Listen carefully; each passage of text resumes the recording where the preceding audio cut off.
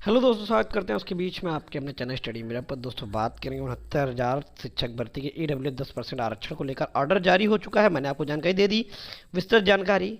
आखिर क्यों खारिज हुई आज का, क्या रीजंस थे, सबको डिस्कस करेंगे इस वीडियो के माध्यम से। तो वीडियो बिना स्किप करने तक बने रहिए मेरे साथ आपके अपने चैनल स्टडी मेरा पर। जो लोग चैनल पर नए हैं तो प्लीज़ चैनल को लाइक करें, शेयर करें, सब्सक्राइब करें, साथ बेल आइकन दबाना भूलें ताकि मेरे वीडियो नोटिफिकेशन आप तक पहुँच रहा है। ये शुरू करते हैं, देख लेते हैं यहाँ पर। जैसे दोस्तों आप देख सकते हैं यहाँ पर ऑर्डर 4063 का है। ठीक है, ये आपके सामने आप देख सकते हैं। 15 तारीख को रिजर्व और 29 तारीख। दोस्तों सबसे बड़ी बात तो इस बेंच की मुझे ये लगी है कि इतनी तेजी से जजमेंट होते हुए मैंने आज तक नहीं देखा है। ठीक है, लगातार कोई भी केस हो, कोई भी ऑर्डर अगर रिजर्व किया है तो हर हालत से 15 से 20 दिन के अंदर लगभग ऑर्डर आ ही जाते हैं इनके। और यहाँ पर मैंने आपको कहा था 15 तारीख को रिजर्व हुआ, 14 दिन के अंदर ऑर्डर दे दिया गया। आपने देखा होगा इससे कई सारे ऑर्डर, आपको एडेड वाला भी मैं दिखाया था, मात्र 10-12 दिन के अंदर आ गया था। और एक ऑर्डर था अभी जल्दी मैंने आपको इनका शो किया था, वो भी 7 दिन के अंदर आ गया था। तो ये बहुत अच्छी बेंच है और बहुत अच्छे जज साहब हैं जो बहुत जल्दी ऑर्डर डिलीवर करते हैं, ज़्यादा किसी को परेशान माइंडली रूप से नहीं होने देते हैं। खैर, तो ये बहुत अच्छी, बहुत बहुत धन्यवाद जज साहब का जो बहुत जल्दी इन्होंने आज का ऑर्डर दे दिया। दोस्तों आपको थोड़ा सा मैं इस पर रीड करा देता हूँ, बल्कि मैं आपको देखिए यहाँ पर कुछ चीज़ें बताई गई, जैसे कि वेदर द परसुएंस 103 अमेंडमेंट जो था, ठीक है, वो 12/1/2019 को constitution of India dated 12/1/2019 and 10% reservation जो भी था, ठीक है, वो 18/2/2019 को आया। ठीक है, और मेमोरेंडम और 69,000 शिक्षक भर्ती जो थी वो 16/5/2020 को, ऐसी चीज़ें जो कोर्ट में रखी गई। ठीक है, ये सारी चीज़ें थी। ठीक है, इसके बाद वो मेन पार्ट में डायरेक्ट आपको ले चल रहा हूँ जहाँ पर चीज़ें लिखी हुई हैं। इसी ऑर्डर की मैं आपको 21, 22 और 23 का, 21-22 का मैं आपको दिखा देता हूँ डायरेक्ट। यहाँ पर दोस्तों बताया गया उपयुक्त उपयुक्त खंड 4 फोर्थ के दायरे में विचार करना होगा। 18/2019 की चयन प्रक्रिया प्रारंभ हो गई थी। ठीक है, 18/2/2019 में जो चयन प्रक्रिया थी वो प्रारंभ हो गई थी। 69 सहायक अध्यापक भर्ती जो थी, याचिकाकर्ता के तर्क को स्वीकार किए जाने पर 16/5/2019, ठीक है, में शुरू किए, यानी कि 18/2/2019 के बाद। यानी जो याचिकाकर्ता थे उनके वकीलों ने कहा कि 16/5/2019 को जियो के साथ शुरू की गई। ठीक है, और 18/2/2019 को ईडब्ल्यूएस का आरक्षण देने की कानूनी बाध्यता को लेकर उन्होंने बताया। ठीक, और इसके बाद देख सकते हैं यहाँ पर बताया गया 1/2/2019 के बाद अधिसूचना लागू होगी। हालांकि इस पर यूपी राज्य में कोई अधिनियम नहीं बनाया गया था।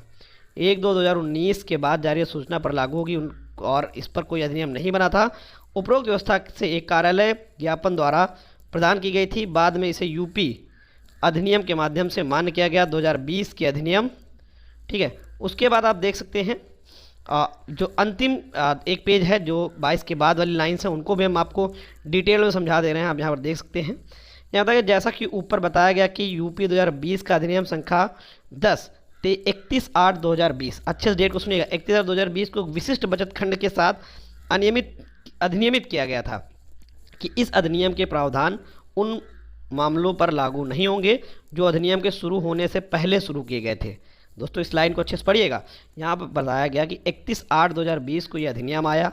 ठीक है, और दूसरी बात इसमें लिखा था कि ये जो भी अधिनियम है, ये अधिनियम के शुरू होने से पहले जो भी चीज़ें शुरू थी उन पर ये मान्य नहीं होंगे। ठीक है, यहाँ देखिए, यह प्रावधान उन मामलों पर लागू नहीं होंगे जो अधिनियम शुरू होने के पहले शुरू किए गए थे और वर्तमान मामले की चयन प्रक्रिया 31/8/2020 से पहले शुरू की गई थी। स्पष्ट तरीके ने कोर्ट इस बात को लिख दिया है। ठीक है, दोनों पक्षों के रुख को अनुसार किसी भी कार्यालय ज्ञापन की तुलना में एक अधिनियम का हमेशा कानूनी मूल्य होता है। इसलिए किसी भी अस्पष्टता के मामले में 2020 के अधिनियम संख्या 10 के प्रावधान प्रभावी होंगे।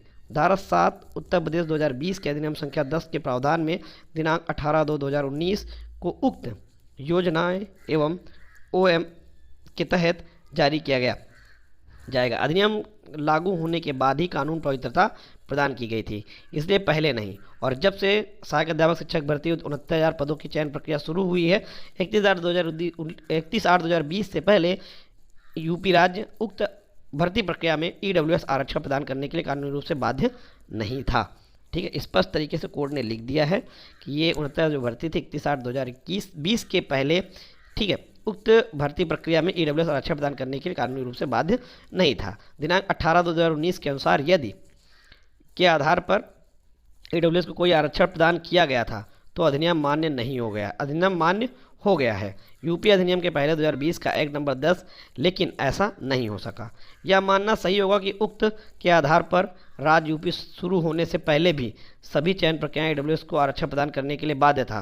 2020 का अधिनियम 10 और उक्त अधिनियम के लागू होने के बाद आरक्षण प्रदान करने के लिए कानूनी उत्तरदायित्व, ठीक है, दायित्व के तहत हैं, इससे पहले नहीं।